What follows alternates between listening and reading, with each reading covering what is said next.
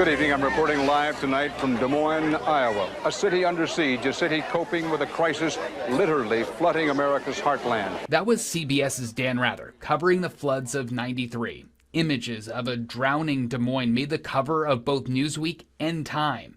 The abundance of rainwater left residents without running tap water.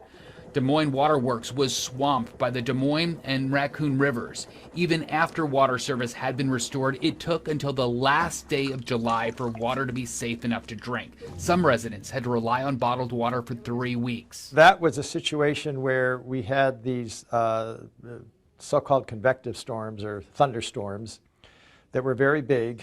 They were dumping a lot of rainfall, and they weren't moving very fast, so they'd just park over some river basin overnight. And I remember there was one case where I think about 18 inches of rain fell. As Iowa State meteorology professor Bill Gutowski told me, there was one more ingredient that made this event catastrophic. Another part of it was that the ground was already pretty saturated. And so that means that there was this buildup of water in the soil over the weeks and months ahead of time. And we have seen more flooding in Iowa 15 years later in 2008, and again just 10 years after that in 2018. Floodwaters eventually recede, but the chances of flooding are increasing over time. With a warmer atmosphere, you can have more moisture in the atmosphere, and especially where you can get the Gulf of Mexico pumping more moisture up towards us.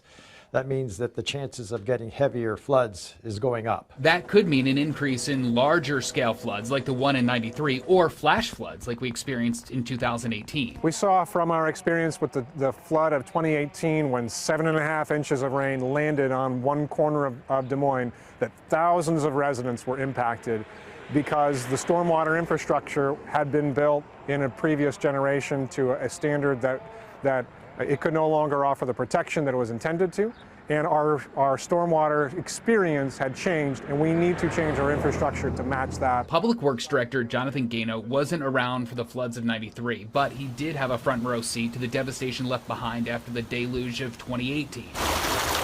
The role of Public Works Director is more than making sure potholes are filled and streets are cleared of snow.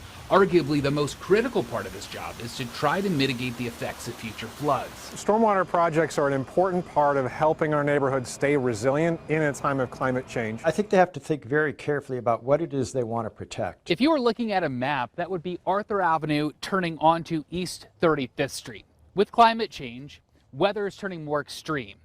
Some cases we can adapt to it, and that may mean raising houses out of a flood zone.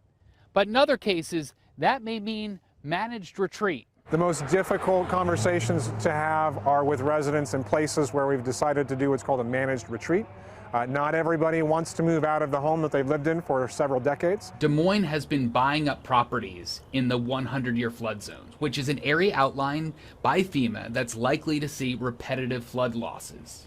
If we go back to East 35th Street near 4 Mile Creek, nature has reclaimed itself. There are some holdouts, but eventually they and others will need to face that difficult decision as these floods get worse, in turn reshaping and redrawing the flood lines. If you really want to be as equitable as possible, you have to make sure you're thinking about the vulnerabilities that exist out there and who is most strongly impacted by climate change. Scientists have found minority communities are hit first and worse by this new normal.